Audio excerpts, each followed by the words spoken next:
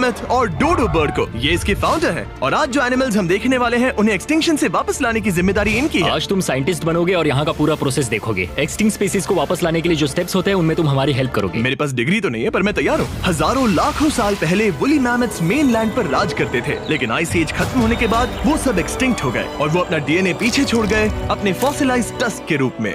ये एक असली टस्क है, अलास्का से मिला हुआ, करीब 43,000 साल पुराना। ये दुनिया की सबसे कूल चीजों में से एक है। हाँ बिल्कुल, और यही हमें मैमथ को वापस लाने में हेल्प करेगा। एक वुली मैमथ को वापस लाने में कितने दशक लगेंगे? हमारे पास मैमथ इसी दशक में होंगे। Oh my gosh. और मैं डायरेक्टली हेल्प कर रहा हूँ एक असली मैमथ का डीएनए सैंपल कलेक्ट करके। ये लो। ओके, तुमने बहुत अच्छा किया। ये एक 43,000 साल पुराना टस्क का हिस्सा है और ये एक एक्सटिंक्ट क्रीचर को वापस जिंदा करने का बस पहला स्टेप है। फिर हम इस डीएनए को क्लोन करेंगे। तुम लेजर का इस्तेमाल करके सेल के अंदर छेद करोगे और फिर उस सेल को ट्रांसफर करके क्लोन करोगे। रुको, मुझे कोड ट्राई करने दो।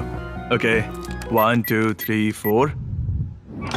ओह माय गॉड, किसी को यहाँ घुसना है तो मुझे याद करो। कोड 1 2 3 4 बिल्कुल नहीं है। उस ऑरेंज पेडल पर एक बार पैर रखो। ठीक है, अब अपने राइट हाथ से उस छोटी पाइपेट को मूव करो और हाँ। लेजर से जो होल किया था उसे उसके अंदर ले जाओ। ऑलमोस्ट हो गया। ओके, एकदम सटीकता के साथ। तुमने कर लिया। हाँ। और फिर हाँ, बहुत अच्छे।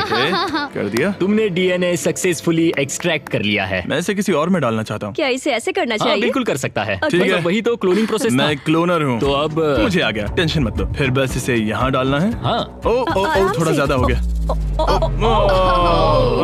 ये तो जो होना चाहिए था उसका एग्जैक्टली उल्टा हो मुझे गया। एनिमल्स क्लोन करने में और प्रैक्टिस चाहिए। लेकिन वुली मैमथ को वापस जिंदा करने से पहले उन्होंने उसका डीएनए एक माउस के डीएनए के साथ मिक्स किया और एक वुली माउस बनाया। और बस कुछ ही सालों में कोलोसल इसी टेक्नोलॉजी का इस्तेमाल करके वुली मैमथ को एक्सटिंक्शन से वापस ले आएंगे। ऑलराइट, एक क्रेजी सवाल है, इसे छू सकता हूँ?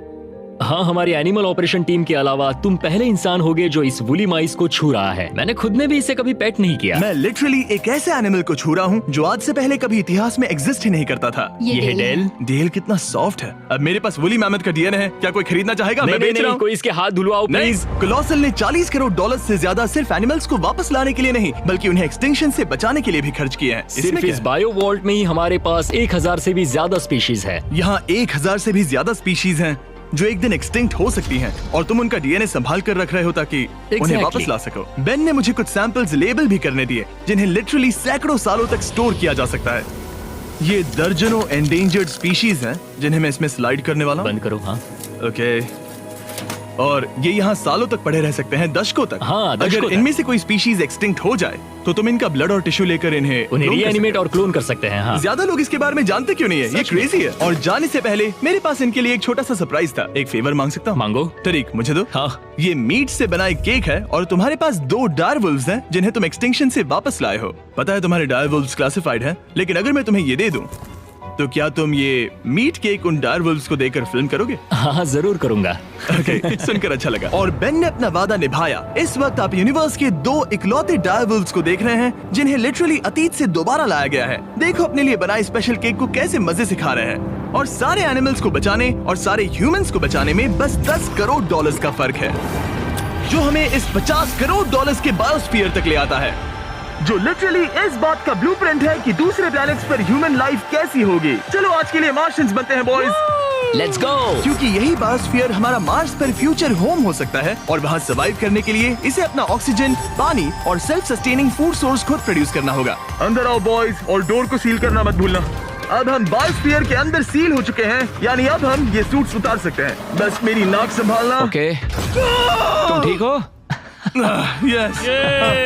ओके, वाह, एक एस्ट्रोनॉट बनना जितना सोचा उससे ज्यादा मुश्किल है। चलो मार्शियंस होने के तौर पर अपना पहला दिन शुरू करते हैं। हालांकि अभी हम सच में मार्स पर नहीं हैं, पर अगर कभी अर्थ रहने लायक ना रहे तो ये बायोस्फीयर ह्यूमैनिटी को बचा सकते हैं। इसके अंदर ह्यूमैनिटी के लिए हर जरूरी चीज मौजूद है। मेरे लिए गर्लफ्रेंड भी? ये बायोस्फीयर है, भगवान नहीं, ये चमत्कार नहीं कर सकता। इस जगह में 5 अलग अलग बायोम्स भी हैं, बिल्कुल माइनक्राफ्ट की तरह। मैं आपको सबसे कूल बायोम दिखाना चाहता हूँ, एक रेन फॉरेस्ट। शायद आपने रियलाइज ना किया हो, लेकिन इनमें से कुछ प्लांट्स यहाँ 30 साल से भी ज्यादा समय से जिंदा हैं। डूड, ये तो तरीक से भी पुराने नहीं, हैं। एक्चुअली नहीं, वो भी 30 साल का है। अब अगर हम यहाँ से आगे चलते रहें तो इस रेन फॉरेस्ट में ये भी होती है।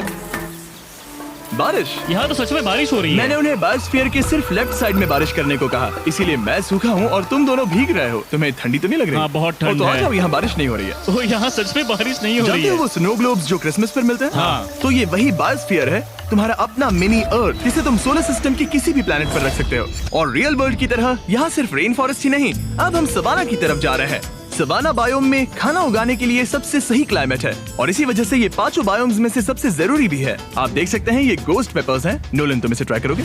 श्योर। एक्चुअली नहीं, मुझे पानी चाहिए। हाँ, मुझे सच में पानी ये चाहिए। गोस्ट पेपर है। नोलन, मार्स पर ज्यादा पानी नहीं है, वेस्ट मत करो। सुना है दूध से आराम मिलता है। हमारे brand new festivals caramel chocolate bar try चुप करो, मुझे जल्दी दो। नोलन के मुंह की करंट हालत से मिलते जुलते एनवायरनमेंट के लिए हम आए डेजर्ट बायोम में। ऑलराइट, अंदर मत घुसना वाला साइन इग्नोर करो। हवा फील हो रही है? रुको, हम अंदर हैं। ऐसी हवा जरूरी है ताकि पेड़ खड़े रह सके और बहुत स्ट्रॉन्ग बने रह सके। ये इस बायोस्फीयर की काउंटलेस डिस्कवरीज में से एक है। रिसर्च के लिए ये जगह कमाल की है। ठीक है जेंटलमैन, ये सामने स्वैम्प लैंड है और इसकी कूल बात ये है, इन प्लांट्स में से एक को पकड़ो। ये क्या है? इसका टेस्ट बिल्कुल पोटैटो चिप जैसा है। ये क्रेजी है ना? ये क्रंची है। सॉल्टी भी। हाँ, मार्स पर अगर तुम खाना उबाल रहे हो तो बस इसे उसमें डालो और खाना नमकीन हो जाएगा। क्या ये ऑसम और है? इसी के साथ हम अपने फाइनल बायोम पर पहुंच गए, ओशन। वाह, जरा ये देखो, तो बहुत सारा पानी है। यहाँ तो बीच है। बायोस्फीयर के अंदर लिटरली एक बीच। अब हमारे पास यहाँ पूरी जिंदगी सर्वाइव करने के लिए सब कुछ है, तो क्यों ना हम एक मार्शियन डिनर करें घोस्ट पेपर के बिना। एक्स्ट्रा गोस्ट पेपर के साथ। चलो चले। ये एक वर्टिकल गार्डन है जो कि 2.5 एकर्स के फार्मलैंड जितना खाना उगा सकता है। सिर्फ 20 साल पहले अगर आप इस वर्टिकल गार्डन को बिजनेस में बदलना चाहते तो ये लगभग इम्पॉसिबल होता, मगर शॉपिफाई की वजह से आज बिजनेस को चलाना पहले से ज्यादा आसान हो गया है। जैसे इस वीडियो की टेक्नोलॉजीज दुनिया बदल रही हैं, वैसे ही शॉपिफाई ने बिजनेस शुरू करने की दुनिया बदल दी है, उसे पहले से कहीं आसान बनाकर। हर 26 सेकंड में शॉपिफाई पर एक सेल होती है। काल, तुम्हें कुछ लेमन्स हाँ, चाहिए? प्लीज। शॉपिफाई का नया टूल साइडकिक आपके बिजनेस के लिए एक एआई को-फाउंडर जैसा है जो वेबसाइट्स बनाने, मार्केटिंग प्लान सेट करने और रूटीन टास्क हैंडल करने में मदद करता है, जिससे आपका टाइम बचे। ये सच में कमाल है। गोस्ट पेपर फिर से? नहीं। ये तो छोटा वाला है, नहीं, अब तो खाना नहीं। पड़ेगा। और क्योंकि हम सिर्फ लेमन्स और गोस्ट पेपर्स पर नहीं जी सकते, मार्स पर एक और चीज हो सकती है, कल्टीवेटेड चिकन, अब साइड फूड से। ये चिकन जो चिकन्स को मारे बिना बनता है, ये बायोस्फीयर और इस वीडियो में दिखी हर चीज कभी किसी के दिमाग में बस एक आइडिया हुआ करती थी। शॉपिफाई से आप भी हमारे भविष्य को तराशने में अपना रोल निभा सकते हैं। आपके दिमाग में जो भी आइडियाज हैं, उन्हें सच कर सकते हैं। बस इस क्यूआर कोड को स्कैन करके या shopify.com/MrBeast पर जाकर अपने ड्रीम्स को एक रियल बिजनेस में बदलो। ये आप आज ही कर सकते हैं या फिर सोने से पहले। ये फ्यूचरिस्टिक टेक थोड़े क्रेजी हैं, पर ये वक्त में इतने भी दूर नहीं है। मतलब अगर कभी कोई लड़की नोलन से बात करे और उनका बच्चा हो जाए, तो हो सकता है कि शायद वो बच्चा एक दिन मार्स पर बड़ा हो। इस वीडियो में दिखाई गई हर चीज मुमकिन है। तुम्हारा बच्चा होगा, बस वो पार्ट को छोड़कर। ये सारी चीजें जादू से तो मार्स पर टेलीपोर्ट नहीं होने वाली। इन्हें वहाँ तक ले जाने के लिए रॉकेट शिप की जरूरत है और अभी के लिए वो रॉकेट शिप है स्टारशिप, एक $100 करोड़ का फ्यूचरिस्टिक टेक जिसे स्पेसएक्स ने पॉसिबल बनाया, जिन्होंने हमें यहाँ इन्वाइट किया ताकि हम उनके प्लान्स देख सके मार्स पर हजारों स्टारशिप्स लॉन्च करने के, जिससे ह्यूमैनिटी एक मल्टी प्लैनेटरी स्पीशीज बन जाएगी। स्टारशिप यही बनी है दुनिया की सबसे बड़ी बिल्डिंग्स में से एक के अंदर। उन्हें इतनी बड़ी बिल्डिंग की क्या जरूरत? एक साइड से रॉ मटेरियल्स अंदर आते हैं और दूसरी साइड से रॉकेट शिप्स बाहर निकलते हैं। मतलब वैसे? हाँ, मतलब यहाँ हर तरफ रॉकेट शिप के पार्ट्स पड़े हैं। और अब स्टारशिप के वाइस प्रेसिडेंट हमें दिखाने वाले हैं कि यहाँ डेवलप हो रही टेक्नोलॉजी ह्यूमैनिटी के फ्यूचर को कैसे डिफाइन करेगी। ये स्टारशिप के अंदर का हिस्सा है। Wow! कुछ ही सालों में हम लोगों को चांद पर भेजेंगे और उसके थोड़े टाइम बाद मार्स हम पर। मार्स के टिकट्स खरीद सकते हैं। हाँ, बाद में बात करते हैं। चलेगा। और आप एक टाइम पर हजारों स्टारशिप्स भेजना चाहते हैं हजारों स्टारशिप और हर स्टारशिप में 100 लोग आ सकते हैं। हाँ, oh my gosh bro, future तो क्रेजी है। मैं बहुत एक्साइटेड हूँ। जब मुझे ह्यूमैनिटी की अब तक की सबसे कूल चीज दिखाई जा रही थी, तब मैं कुछ मुश्किल सवाल पूछना चाह रहा था। क्या स्टारशिप ने कभी स्पेस में कोई अनआइडेंटिफाइड ऑब्जेक्ट एनकाउंटर किया है? अब तक तो नहीं, इतना ही हम बता सकते हैं। अगर मैं यही ऑफ कैमरा पूछूं तो क्या जवाब अलग होगा? नहीं।